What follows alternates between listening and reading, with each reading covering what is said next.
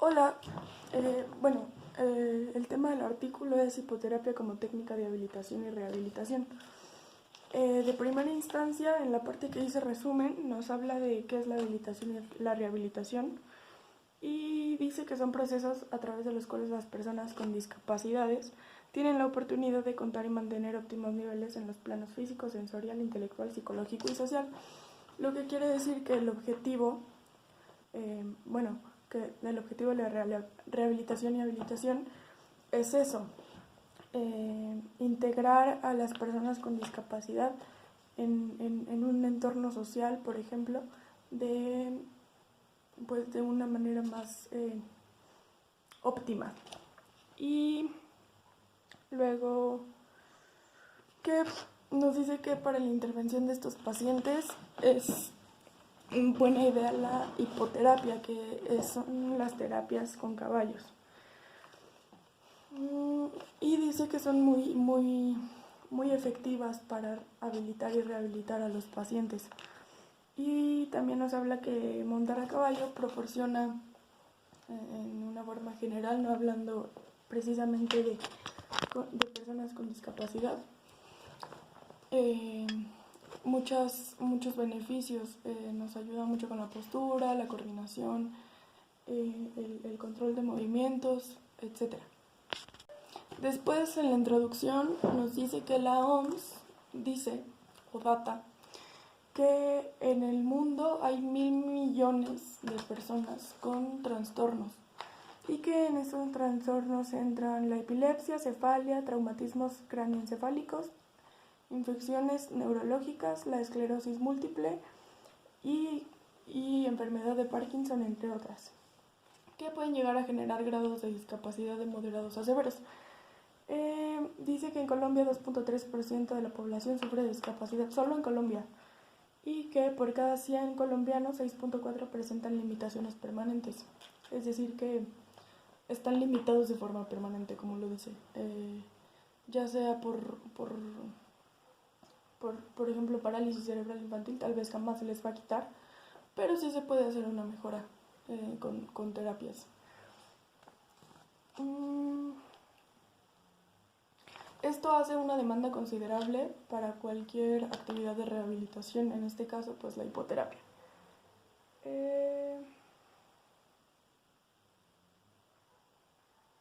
Desde hace algún tiempo se ha venido conociendo que la utilización del caballo puede ser un elemento importante en la rehabilitación de pacientes, en especial aquellos con secuelas de origen neurológico en aspectos tan importantes como la marcha, equilibrio, balance y coordinación, entre otras. Pues eso, que básicamente ya desde hace tiempo se sabe de la hipoterapia y que entre sus mayores beneficios pues son la rehabilitación o bueno, la habilitación de la marcha o mejoría de la marcha, coordinación, balance, etc. Después nos habla de la historia y la hipoterapia, bueno, hipos significa caballo en griego y de ahí el nombre de hipoterapia. Nos habla que en el año 460 a.C. Hipócrates utilizó la montoterapéutica para combatir el insomnio y mejorar su tonicidad muscular. Y en el año 130 después de Cristo, Galeno, que era médico personal del emperador Marco Aurelio, recomendó la práctica de la montoterapéutica y él la utilizaba para desempeñarse con rapidez porque era demasiado lento y para la toma de decisiones. En 1800, Johann Wolfgang escribió sobre la importancia de la utilización del caballo en tratamientos de trastornos psíquicos y físicos. En 1953, Max Reichenbach fue el pionero de la investigación científica de hipoterapia. Digamos que fue como el primero que le echó ganas a la investigación de la hipoterapia, apoyando obviamente pues que esta tuviera una mayor, ¿cómo se dice? Una mayor distribución, por decirlo así.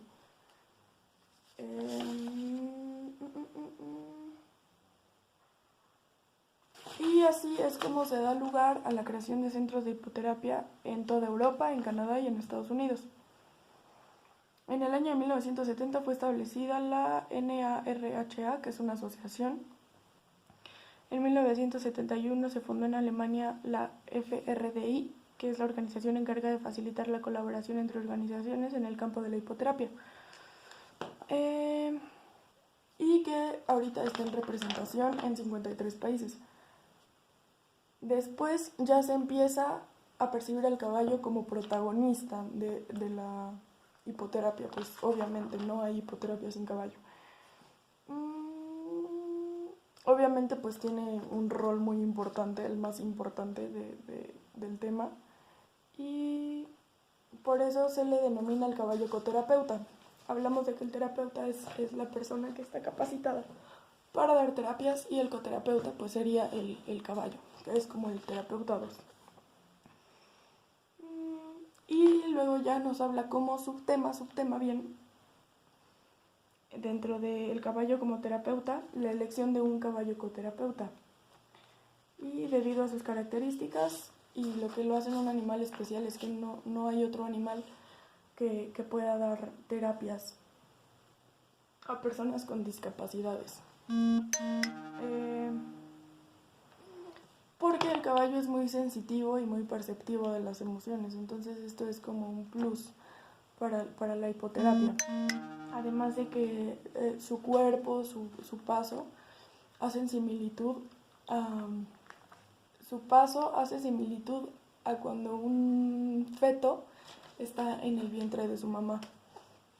Y a personas con discapacidades pues eso les ayuda bastante, porque pueden tener como recuerdos y como moverles cosas a manera cerebral. Y bueno, la elección de un buen caballo como coterapeuta tiene que estar manso, entrenado. Se puede montar y perfectamente, no hay problema.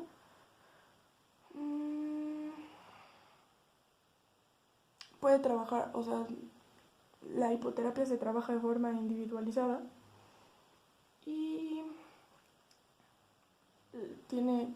importa la raza, la edad, el sexo, el temperamento, la conformación y su paso. El caminar de los trancos genera mayor estimulación al cuerpo del paciente. Un caballo de 8 años en adelante se considera un animal maduro. Pues sí, no puedes meter a un caballo tal vez más chico porque tienden a espantarse mucho o a cosas que no conocen, pues sacarse de onda y pues no podemos exponer a los pacientes. Se recomienda mucho que se usen yeguas y machos castrados, pues se sabe que son más tranquilos en base a experiencias de las personas.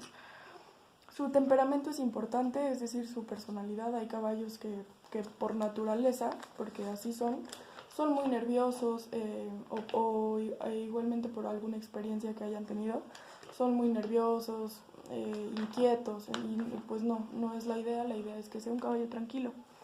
También es muy importante su conformación, que el caballo esté en buenas condiciones, o sea, que esté sano, que esté bien alimentado, que viva bien, con una buena calidad de vida.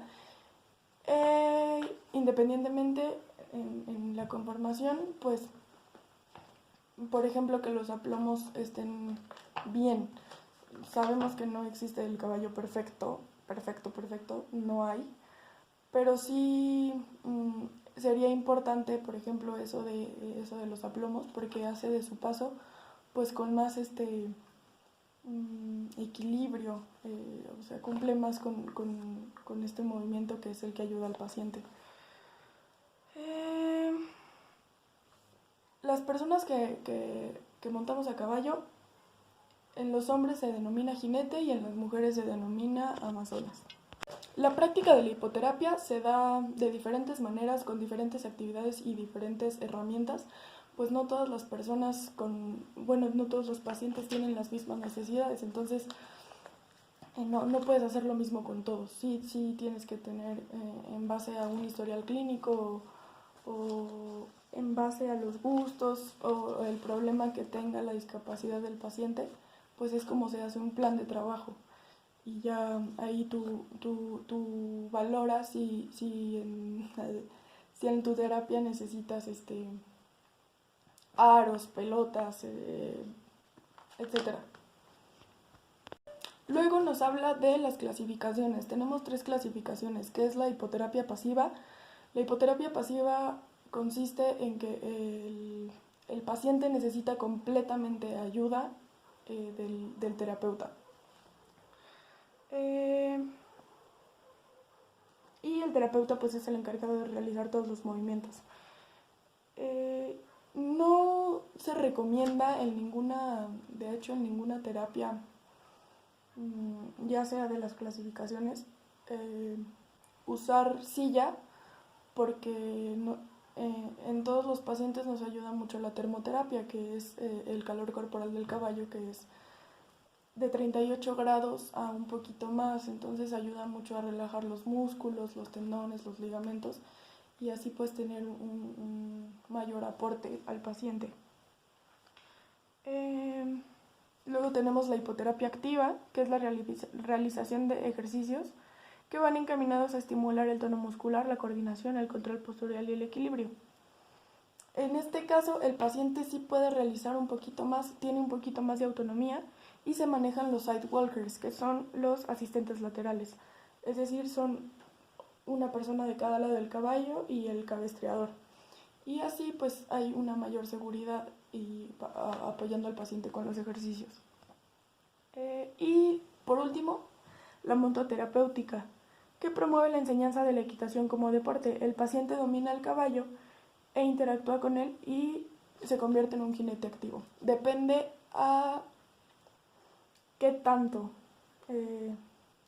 porque se trabaja en la monta activa, se trabaja activa, en la monta terapéutica se trabaja el paso, el trote y el galope, pero dependiendo de qué tanto esté desarrollado el jinete o la emoción.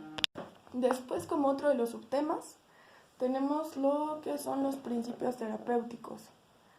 Es rehabilitación de pacientes con deficiencias de origen cerebral, y el primero se refiere a la transmisión del calor corporal, que es lo que hablábamos de la termoterapia, que permite relajar la musculatura y ligamentos, estimular su percepción táctil y aumentar el flujo sanguíneo hacia el sistema circulatorio, lo que beneficia también a los órganos internos. Como segundo principio, tenemos transmisión de impulsos rítmicos del lomo del caballo al cuerpo del jinete, que es el movimiento del caballo, su paso, de qué manera apoya al jinete. Y pues este movimiento provoca reacciones de equilibrio y enderezamiento del tronco. Cuando vamos montados, el movimiento es un poco como de lado a lado, y hay que uno de cierta forma pues podría sentir que se cae de principio, entonces tú haces como una, como una contrafuerza, entonces eso te empieza a ayudar de manera natural al enderezamiento y al equilibrio. Y por último es el movimiento tridimensional del caballo, que proporciona ciertos movimientos al jinete en el plano sagital. Es como todo el circuito cuando el caballo camina, es decir, ahorita no lo puedo representar, pero es como todo, como el conjunto de todo, y cómo mueve en la pelvis, o en la cadera, el cuerpo del jinete. Las elevaciones alternas del lomo del caballo se transmiten a la pelvis del paciente, que es lo que decía, lo que origina 3 diferentes movimientos pélvicos del paciente al mismo tiempo, que es la anteversión, retroversión, elevación, descenso y desplazamiento lateral, rotación. Tiene mucha importancia cuando se trata de disfunciones neuromotoras. Después, como otro subtema, es la caracterización de la población beneficiada con la hipoterapia. ¿Qué características deben de tener las personas a las que la hipoterapia les puede ayudar realmente? Bueno, pues a la población obviamente que tenga discapacidades, como discapacidad motriz, cognitiva, del lenguaje y múltiple. En estas personas pues se aprecia la necesidad de intervenciones efectivas que puedan ayudar a mejorar las limitaciones funcionales y lograr la participación de estas personas en la sociedad, que es lo que decíamos desde el principio. A estas personas, pues el objetivo es ayudarles a que se reincorporen o incorporen en la sociedad y que puedan hacer una vida normal como todos los demás y que puedan hacer incluso las mismas actividades.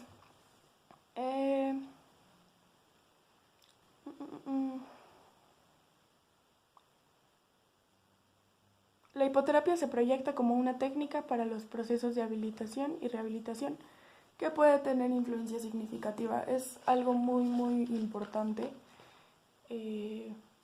Desde que tú le pones una esperanza, o bueno, no quiero decirlo como esperanza, pero le pones como una motivación al paciente con diferentes ejercicios.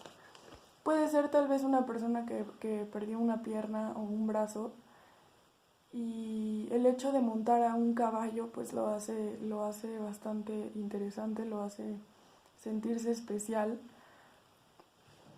y pues eso es como el impacto que tienen estas personas.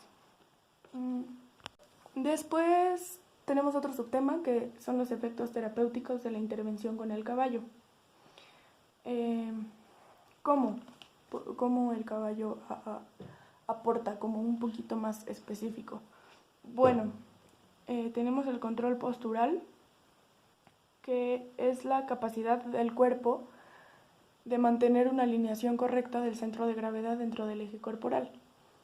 El objetivo primordial del control postural es contrarrestar los cambios a nivel de centro de gravedad por medio de ajustes posturales específicos. O sea, dependiendo del paciente y la evaluación que haya tenido, se hacen ejercicios específicos para corregir la postura, dependiendo de lo que el paciente necesite. Este problema de la postura puede ser causada por deterioro de patrones musculares y se da especialmente en personas con falta de modulación de tono muscular, que son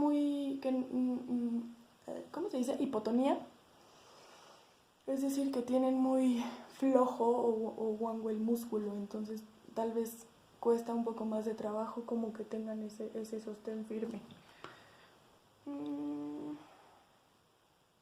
Se da mucho en personas con parálisis cerebral infantil, enfermedades cerebrovasculares con secuelas motoras, distrofias musculares, esclerosis múltiple, paresias y plegias, que son pues en todas casi siempre a nivel muscular.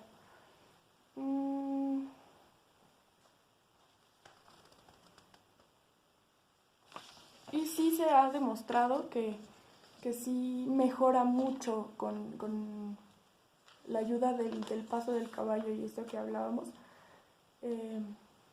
a la postura en general, hasta una persona que no tiene una discapacidad, ayuda mucho a la postura. Por ese intento de no caerse o de estar como lo más equilibrado posible. Después tenemos la marcha humana, que es una serie de movimientos alternantes rítmicos de las extremidades y del tronco que resultan en un desplazamiento hacia adelante del centro de gravedad, es decir, caminar. Eso es la marcha humana. En la hipoterapia se ha observado que la marcha del caballo transmite unos 90 a 110 impulsos rítmicos por minuto. Y pues cuando esto pasa, el jinete va experimentando fuerzas opuestas, centrífugas y centrípetas, de avance y retroceso, elevación, descenso, desplazamientos laterales y rotaciones, que es como todo el circuito. O sea, vas haciendo de todo, ¿no? O sea, te vas como sosteniendo de donde puedes. Estos movimientos que dije ahorita son análogos y son los que son realizados por el hombre al caminar. Es decir, mantener ese equilibrio, ese centro de gravedad. Estos ejercicios permiten engramar cerebralmente la automatización de la marcha hasta convertirla en un patrón funcional. Cuando tú haces esos ejercicios arriba del caballo, al momento en el que él va caminando, llega un momento en el que cuando tú ya lo vas a aplicar en marcha cuando tienes esa discapacidad. Lo vas adoptando de forma natural porque el cerebro lo adopta de forma, digamos, sin querer, guarda la información de cómo es el movimiento de la marcha.